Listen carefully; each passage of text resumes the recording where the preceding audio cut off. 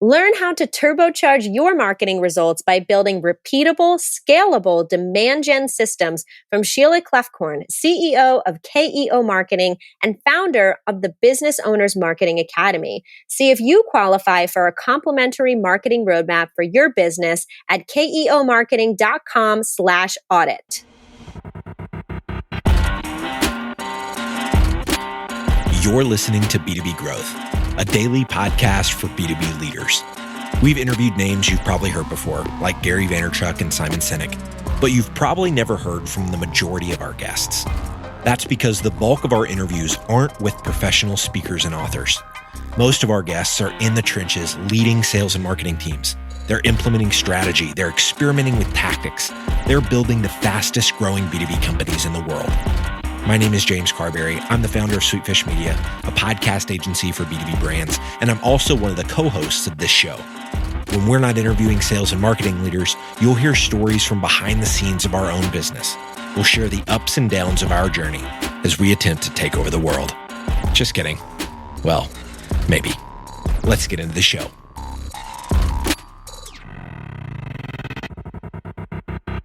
Welcome back to B2B Growth. I'm your host for today's episode. I'm Sheila Klefkorn, CEO of Keo Marketing. This is the 6th episode in the hashtag Demand Gen series, and I'm joined today by Elliot Manson, Assistant Director of Analytics and Advertising right here at Keo Marketing. Elliot, thanks for being on the show. I'm excited to have you.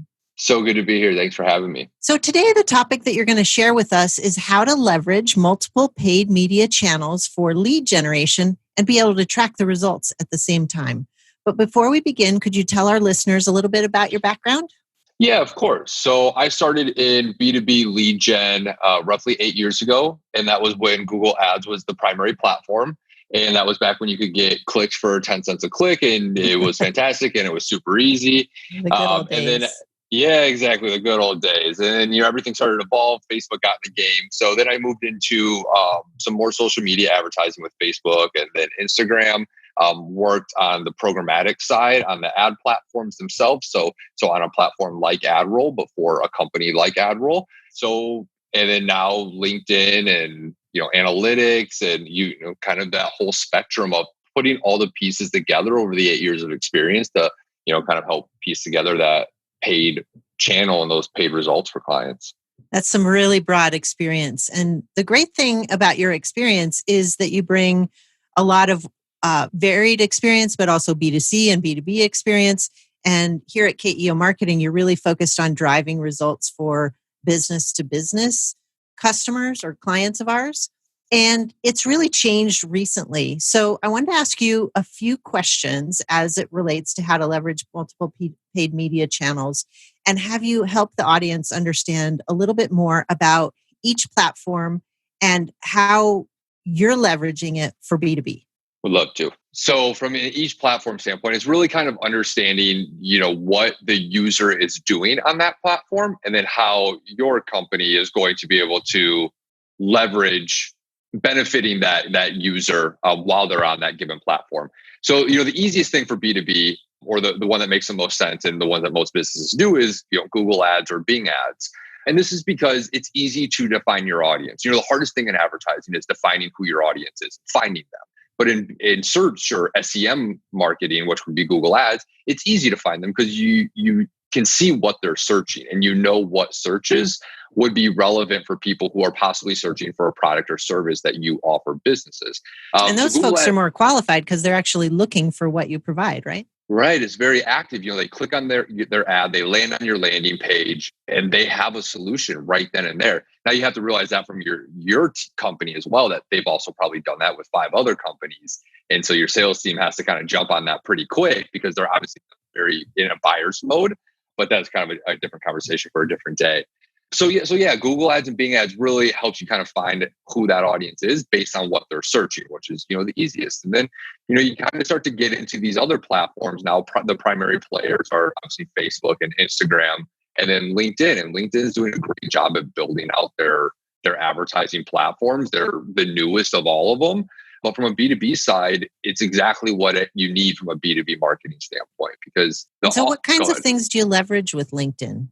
Yeah. So the most important thing, well, the start of it is, really leveraging the audiences that they have. So they allow you to target businesses at a much more granular scale than something like Facebook. Like Facebook, your audience choice would be a CEO who likes dogs. Well, that's cool. That's not really that helpful. But you get onto LinkedIn and now you can target CEOs of companies from 5 to 10 employees who also, make $10 million who are in LA. And it gives you that ability to have a much more tailored message or a tailored market, for your advertising, especially because LinkedIn is a little bit more pricey when it comes to advertising dollars. So it helps to be able to focus in. But that's just So the are you basics. just running ads, or do you have other ways of finding people on LinkedIn? Is it Yeah, yes. Sales Navigator? There's so many other ways. Well, with ads, at least, you can still even continue, LinkedIn has retargeting pixels. So, obviously before you do anything, make sure you install LinkedIn's retargeting pixel to capture all that data because they have to match it with a LinkedIn profile. And it does take them a little while. So it's important to install it before you even are considering doing ads so you can collect all the data. So installing the pixel on the website. Yeah. Just like you will with a Facebook pixel or Google Analytics tag or anything along those lines. And then you can leverage email list. So you can upload your CRM database or an email list maybe that you purchased from somebody like Discover.org. You can upload that and it'll match as many emails to profiles as it can and allow you to target your audience that way. So there's just all these great different ways to target your perfect person on a platform where, you're really going to stand out, ahead of your competition. And not many people are actually uploading lists of emails or lists of companies to use LinkedIn for targeting in addition to advertising. It's a pretty new thing. And what kind of results have you seen with that? Yeah, so like you said, it is pretty new, and which is good that it's new, which means it's only going to get better because it does work today. So the results that we see typically are if you're uploading a list of typically business emails, or what most of us are going to have, you're going to get about a 20% match rate. So just keep that in mind, that your list needs to be at least 1,500 to 2,000 emails just to even start, because LinkedIn requires that you match at least 300 users to market to anybody. So you have to start with the minimum. But even at that point, it's very expensive to market to only 300 people on LinkedIn. You're better off if you can get that email list where the matched audience is going to be between like that 1,500 to 5,000. It'll bring your costs down and it helps kind of allow your ads to show to more people, to speak to more people. So you just got to kind of pay attention to the size of that audience that you actually get. So if you're doing an account-based marketing program and you're emailing folks and your salespeople are calling down a list of 1,500 people, it would make sense to add this as a third touch point and upload that email list and let LinkedIn follow those folks around with retargeting ads as well, right? No, absolutely. I mean, that's pretty much the perfect strategy any business could have hope for. That's great. Well, when you're using different channels and campaigns at different stages of the buying funnel, from awareness to converting, how do you do that?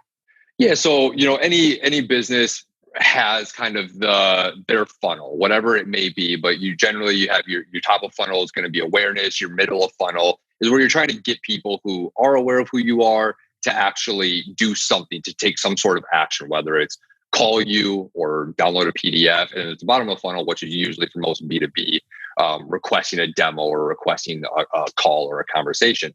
And so using the ad platforms to your advantage, if you're in awareness, if you're just trying to get a lot of attention, then you can do something like a video ad or display advertising or native advertising, where it's a little bit cheaper and your only metric you should be concerned about is really impressions. Because what you're trying to do is reach as many people as you can at the most affordable rate. And then the secondary metric is to kind of look at click-through rate, because click-through rate and cost per click, because that tells you of all these people that you're watching, who actually cares. If people are clicking, then you're on the right pace. Your ad is speaking. But if nobody's clicking but you're getting great, awareness, you're probably getting awareness to the wrong people, because they obviously don't care enough to click through to your website or whatever the product is.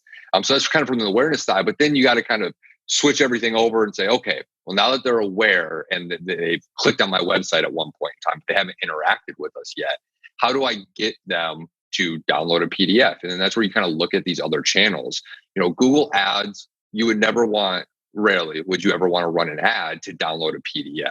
You want to run a Google ad for them to schedule a demo, start a conversation, something much later in the funnel. Correct, because it's just more expensive, and that's where they're at in their buying cycle. So you're trying to match that with your ad. But on LinkedIn, like we talked about targeting on LinkedIn, they might not be ready to schedule a demo yet, but they might be ready to at least learn a little bit more about your company or what you can bring to the table. And so that's where they would go to the kind of middle of funnel piece of content, and you can download that PDF. So you reach them on Facebook that way, and then you can use or on LinkedIn, and then you can use retargeting for more of that bottom of funnel conversion on something like LinkedIn, because they have been to your website, and maybe you only retarget people who have been to a certain 5 set of pages that you have that are very bottom of funnel pages, so that they're more your audience. That makes a lot of sense. And so just knowing that in search, they're more qualified because they're actually searching for what you have is different than in LinkedIn, where they're not actually searching and you need to target them and get them to see something of value, like a white paper or a video or something like that, to get engaged with you. They're a little earlier in the funnel, but once you get them, then you can start marketing to them and get them warmer so that they are ready to convert and talk to a salesperson or take a demo. No, I couldn't have said it better. So there's another way to retarget that maybe a lot of people don't know about, and that's programmatic retargeting. Can you explain what that is? Yeah, so programmatic retargeting is the easiest way most people can relate to programmatic retargeting is Amazon. So if you visit a product on Amazon and then you surf the web, the odds are Amazon is going to show you an ad for that exact product at some point in time somewhere on the web. And now these ads show up on the sidebar, in apps as you're on your phone, in between pieces of content. Like on CNN, there might be a blog piece, and then there's a gap in content for ad space. These are considered programmatic ads. And what programmatic ads are doing is they're serving ads based on your website activity. So if you've hit only this very specific page, I'm only willing to show you this very specific ad. And so it allows you to get very tailored with your message based on website activity. You can do 5+ page views. I want to show you a different ad. 1 page view, I want to show you another awareness ad. But what programmatic essentially means is all it's doing is real-time bidding. It's bidding on ad space as your website is loading, and it's buying space based on who you are as a person and how much I said as an advertiser, I'm willing to target you and what I want to show you. So it works to kind of keep a user engaged everywhere they're at, whether they're on their phone, on their computer, but not on social media, because oftentimes we're not on social media, but we still need to be engaged with the brands. And so those ads following everybody around in programmatic are a great complement to the other marketing channels, because they're additional touches that may accelerate or increase the velocity of the sales cycle. And we just did an episode on account-based marketing, and Google's data shows that it takes 7 to 16 touches to get somebody just to move to the next stage today, because there's so much noise and so much competition. So programmatic ads sound like they're a really great way to get people to see your ads through repetition, which decreases the number of calls that a salesperson would have to make, and they can focus on the more qualified ones, right? No, exactly right. It just accelerates the amount of touch points that somebody gets. Because, like me, I'm on social media maybe 10 minutes a day, and it's usually to log into the ad platforms. I'm not actually looking through my feeds, but I'm on the internet all day. And programmatic can also serve, ads to Gmail accounts and Outlook accounts. So it can be right in people's inboxes. So it's just really everywhere. And, like you said, it just allows for those more touch points to take place wherever that person is at. That's great. And not a lot of people are using programmatic advertising. So it's a great thing to think about. I know that it used to be really expensive. There are companies that make it much more affordable for a small or medium-sized business. What are some of the platforms that you really like for programmatic advertising? Yeah, so the 2 big players are AdRoll and StackAdapt. We've at KEO have used both of them. They both act very similar to each other. Some of them have different price points and what you need to spend on a monthly basis. But my favorite and the reason why we've gone this way is StackAdapt, because they have a lot of flexibility within the platform. We can do things like geofencing with programmatic ads. They have a lot of third-party audience segments. So you can do the same thing where you can say, I want to bid on ad space for insurance brokers in LA. Then they have an audience built for you, and you can just start serving those folks ads. So they just have a lot more flexibility in the platform, but they all kind of operate the same. But I would venture to say between AdRoll and StackAdapt are probably the two best for any small to medium sized business. Yeah, and we don't get anything from either platform. They just happen to be the ones that we really like. So what's a UTM, and how would you use it to know exactly where your audience is coming from and who is converting? Yeah, so a UTM, the most any of us are going to be aware is if you open up your Google Analytics, you're going to see a bunch of traffic numbers, and one would generally say, and there's always a headline that says source medium, and the source would be Google, the medium would be organic. So it's a Google organic traffic source. It means they search something on the web, they clicked on a link, and that's how they got to your website. So that's kind of the basics of a UTM, but you can build your own UTM. So what happens is when somebody clicks on a UTM link, it passes all of that information to your Google Analytics. So you can kind of record whatever information you want to group these people into. And where it becomes the most effective is something, we'll just stick with LinkedIn as a subject. So let's say we're running a video awareness ad on LinkedIn. We're running a download your PDF on LinkedIn, and we're running a retargeting, get a demo on LinkedIn, all at the exact same time. What we don't want to do is track all of that data back into our Google Analytics that says you have 300 clicks from a LinkedIn ad. Well, what LinkedIn ad? We need to be able to differentiate those three sources in order to understand what users are doing and where they're coming from and how they're interacting with the website. So with a UTM, you could say, tell my Google Analytics, this person came from LinkedIn. They were on a paid campaign in November for awareness. And it'll pass all that information to analytics. And then you do that, you make a different UTM for your PDF, and you make a different UTM for your get a demo. And that way all that information is passed, and you can track that information separately and really be able to kind of tell that story of what users are doing within your website after they click the ad. And Google has something that to help you figure out what those UTMs are. And can you use it for things like email and Google Organic and LinkedIn? Can you use it for all kinds of campaigns? Yes, you can use it for anything that requires a link. You could create a UTM for every internal link on your entire website and track whenever somebody clicks one of these unique links and track that data separately. So yeah, and so Google's pretty good at doing that for websites, but it's really important when you're doing anything off the website, right? Exactly. Yeah, its main purpose is to be able to differentiate all the different activity that you're doing on a daily or monthly basis, and then be able to track that traffic separately to help kind of paint that picture of where people are coming from. Yeah, that's really powerful. And since you're somebody who pulls those reports to create the story of the progress that the campaigns are making, doing that up front just makes your job so much easier in terms of reporting the results, right? No, exactly. Yeah. It's something that you just got to kind of bite the bullet on, start doing it because it's to not do it is more of a headache in the back end. Because you spend most of your time wondering. It's not even if you can't find the data, it's wondering what if. Like, I wonder if this campaign resulted in these 5 leads. Well, you could just know the answer, and it's better off just to know the answer. Yeah. So how would we understand how assisted conversions and model comparison charts in Google Analytics can help to show the full picture of a lead's journey to convert? So we just talked about UTMs, that tells you a bunch of information, but assisted conversions and model comparison charts, those might be things that our listeners aren't aware of.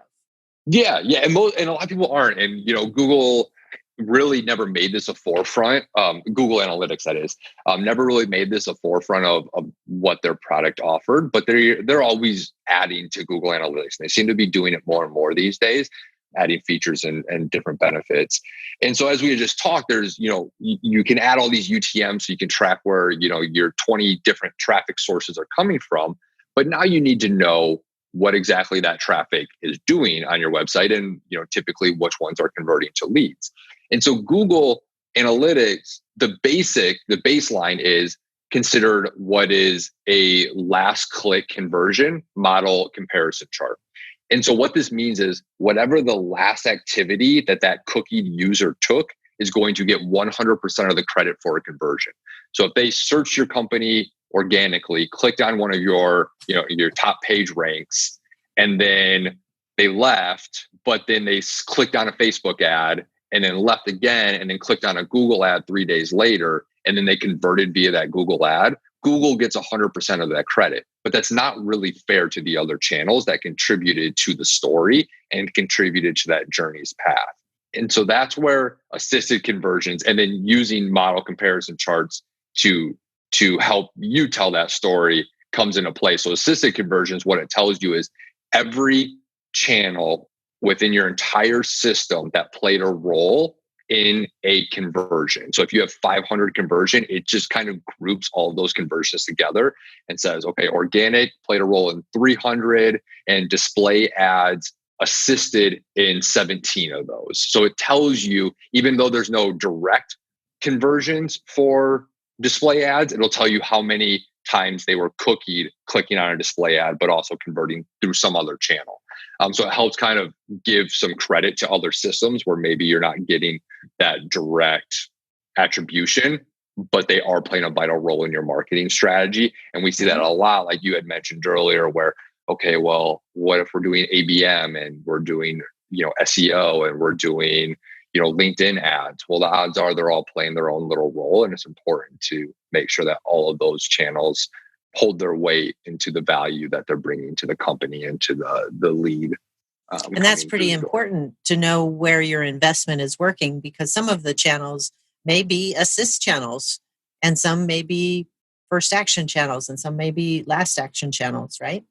Exactly. And typically what we see is, Google has that it's set up to be the last click. And that's almost always going to be more heavily weighted to direct traffic, meaning that they just typed in your URL and got to your website. But the only reason why they're coming through as direct traffic is because they most likely found you some other way. And so we typically see when we start playing around with these model comparison charts is that direct traffic leads go down, but then organic and Google ads and email links, they go up because it's kind of offsetting the vital roles that these other channels played earlier in the buyer cycle or earlier in the awareness steps of getting that lead to actually come through the door. And then these model comparison charts makes that easy to track when you're tracking a lot of data.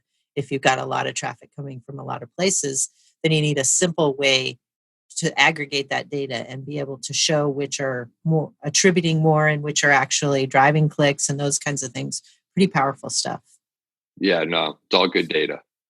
So, Elliot, if you could just make it 2 or 3 main points that you think that people should know if they're either starting out in demand gen and they're starting out in paid media, or if you're someone who isn't responsible for it, but you want to understand more about what maybe your paid media manager is doing. What are the most important things that you think that people should be thinking about as it relates to B2B paid media? Yeah, so some of the most important things would be, number one, I would say know what you're tracking. So know the lead number that you're tracking, know the cost per lead, but just really understand the basics of what data you need to know from where that lead is coming from and how much it's costing you. That's the most important step because you don't want to be tracking too many KPIs. You just need to know, is this ad, is this channel working, and what is the cost of it, right? Right, exactly. It's just simplifying all the data that we have today. That's probably the most important step. And then the second step is, the second most important thing would be, knowing that you're tracking the information properly. So, one of the hard thing is knowing ahead of time if things are set up properly. It's, because there's a lot of testing involved and making sure that, when somebody clicks a certain ad, you get the right data. So it's just ensuring that your tracking is set up properly. So as these leads start to come in, you have confidence that the data that's coming back to you is the right data. So it's just kind of combining those two metrics of knowing what numbers to track and, the one or two select KPIs, and then making sure that it's being tracked properly are probably the two most important things that you just need to be aware of at all times. And how often should people be checking in on their paid advertising programs? That's a great question. And it really depends on budget and really, I guess you could say budget, because, if you sell product to IT directors, you're probably paying $20 a click.